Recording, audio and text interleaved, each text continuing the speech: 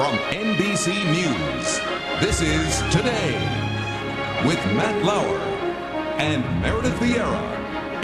This morning on Today's Working Woman, starting a business online. 1 year ago, Tamar Rosenthal and Donna Rubenstein gave up their careers in law and marketing to fulfill their dream of starting their own company. Well, today, their markets are sold in stores nationwide. We launched into the marketplace a year ago, and our first outlet was through our own online store at dapplebaby.com.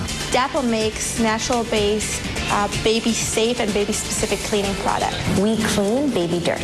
Tons of parents now, we notice firsthand, are online, so the way our site looks and comes across is key for us. We reached out to our friends, to our family, to build up our team of chemists, our team of pediatricians, and the combination of that group got us to the point to where we're at.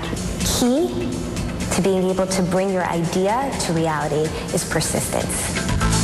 Heather Cabot is Yahoo's website editor, and she's got some advice on how you can start your own online company. Heather, good morning. Good morning. Now listen, not every company, like we just saw, is going to be a success. Yeah, we have to commend them on their success, but the fact is that their results have been rather atypical. You've got to have tenacity, you've got to have the passion that they show, but it's going to take time. You say, in fact, going back to what you just said, that passion is key. Well, it really is, because the fact is when you start your own business, whether it's an online business or a brick and mortar business, it's a marathon and not a sprint. And you need to get into that mindset. It's going to take at least 3 years before you turn a profit. That's kind of the rule of thumb among small business experts. 5 years before you make enough profit to actually reinvest into your business, and less than half of businesses ever even make it to that point. So I don't want to discourage people, but you need to know that going in. On the other hand, you say it has never been easier than it is today to start an online business. Well, it is. I mean, think about it. Because of the internet, we have all of these resources at our fingertips.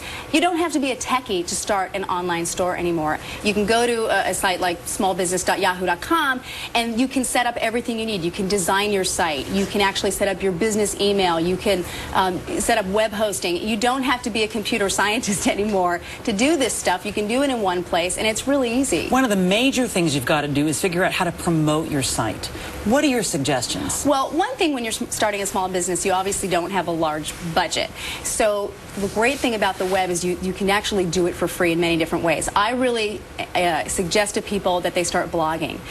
If you add blog functionality to your website, you can show up more readily in search results. And the more you update your blog, you're writing about your product, your interests, you're going to make yourself more visible. So when people are looking for a particular product or service, you're going to have a better chance of showing up if you're updating your site constantly. So blogging, getting involved with social media, creating a community and excitement around what you're trying to do. Are there specific kinds of businesses that are more likely to be successful when you go and you use online, use an online effort, or is this anything you're thinking of? I think the reality is that whatever business you're trying to start up, you need to have an online presence. So if your business is only going to exist online, at least to start out, yes, obviously you need to make sure you're utilizing all of these tools. But even if you have, you're starting a cupcake shop and you've been able to lease a space, you want to make sure that people can find you on the web so you can promote your business as well. So a lot of these things apply. Things like, again, securing your domain name, which is one of the things we're going to talk about. Your brand, your address on the web. Whether or not you have a virtual store on the web or a store in real life, you want to have that in place so people can find you.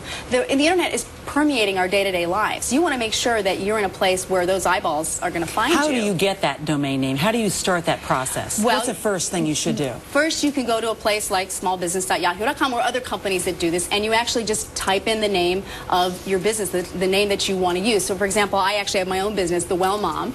When I was starting my site, I went to a domain site, I typed in The Well Mom to see if anybody else had that name already.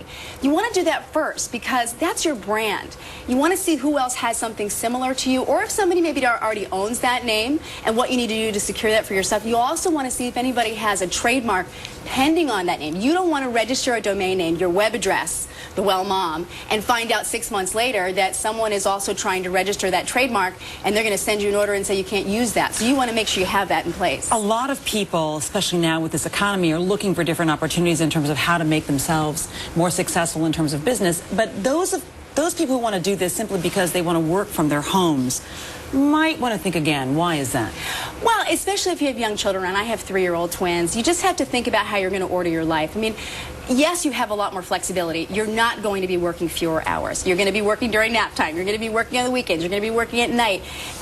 Yes, you can work in your pajamas, you know, and with your coffee cup there, but you got to think about the fact that you're going to be putting in as many or more hours than you would if you were going to a traditional job, especially if you want this to ultimately build into your livelihood. And you need to set boundaries in your house, especially if you're going to be incorporated, for example, for tax reasons. You need to actually have a separate space in your house. So for sanity and as well for accounting, you need to make sure that you have your own office space as well. Heather Cabot, 3 years? Yes. Okay, you better love it. That's because we need the passion. Thank you so much You're for your welcome. good advice this morning. And still to come today.